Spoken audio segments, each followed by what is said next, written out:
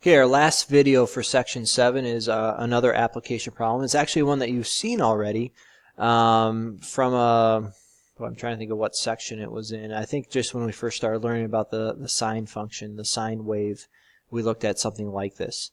You may find that this is a much easier way of solving it.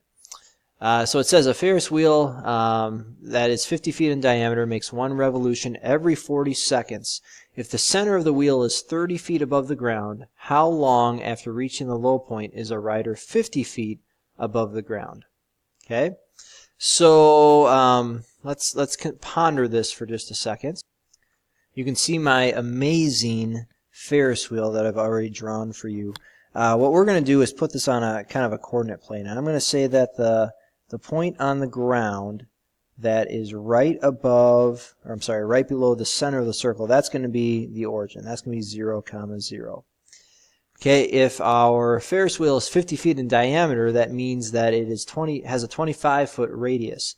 And if the center is 30 feet above the ground, that means there's a 5-foot gap from the bottom of the Ferris wheel to the ground right below it. So the coordinates for this would be 0, 5. And the center of our circle would be 0, 30.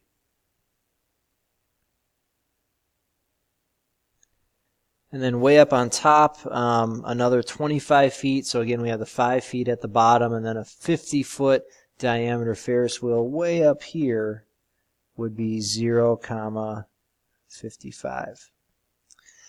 You could really run this Ferris wheel either way. I'm just going to say that it's rotating this way. So you get on the Ferris wheel at the bottom. 50 feet is going to be somewhere up here. So we'll just say somewhere right there. I really don't know what the x value is for that. That's just kind of a question mark. I really don't even care. But I do know that the y value there is going to be 50. Okay, so that's what's going on so far. By the way, this is a question mark if you can't quite read that. I'm going to switch colors here a second. And we're going to draw a couple things in. First of all, we have kind of a horizontal line there that's right in the middle of our Ferris wheel. And draw a line straight down from this point, and then from the center straight up. Okay, I've just created a right triangle in here. This is a right angle there. And I know some things about that right angle. First of all, I know, switch colors once again, I know that the hypotenuse of that is 25 because it also happens to be the radius of the circle. And I know that this purple line right there is a length of 20 because the bottom horizontal line here is at a height of 30 and it goes all the way up to a height of 50. Okay, and then if I create this angle right here at kind of the center of the circle, but in the triangle there, if that's theta, I can think through a couple things here. Okay, I know from this angle and in this right triangle, I know that opposite is 20 and the hypotenuse is 25. So I could say that sine of theta is 20 over 25. And so I want to be a little careful with that. We could reduce it. You don't necessarily have to, but realize that that's just one thing I can gain from this picture. So let's just consider what we know so far. I'm going to start at the bottom, and this much of my ride, from the bottom to kind of the very right of the Ferris wheel, that's a quarter of the ride. And because it takes 40 seconds for one revolution, I know that this has to be about 10 seconds here, or exactly 10 seconds.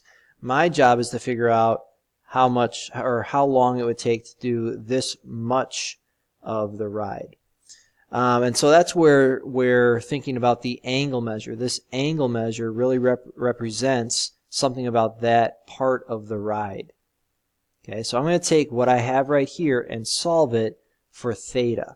And that's going to mean I need to think about inverse sine. So theta would equal inverse sine. And again, we could reduce our fraction. It's fine if you don't. But 20 over 25. Okay. I'm going to say, now this is theta. It's an angle measure. I'm going to say that my calculator is going to be in radian mode because we always want to do more with radians, it seems like. And we got to multiply by something here down the road. That's why I put an X there. Radians doesn't really help me here. I need to somehow convert that into time. So what I can do is multiply this by a conversion factor. And so think about what would a complete circle be related to in terms of radians or in terms of time, because they're going to be somewhat equivalent, like 1 foot and 12 inches. So there are 2 pi radians in a complete circle, but in this question there's also 40 seconds in a complete circle. It takes that long to go all the way around. So I can multiply this by a conversion factor of 40 seconds, which is equivalent to 2 pi radians.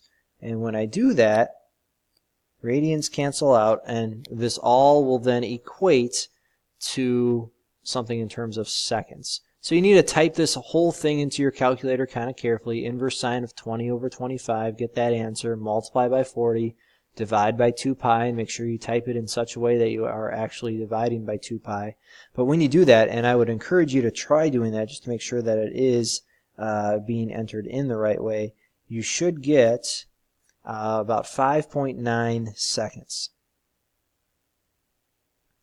Okay, and so that equates again to this part of the ride. Okay, 5.9 seconds just for that. I already have 10 seconds from the original quarter of the ride, from the very bottom up to this part.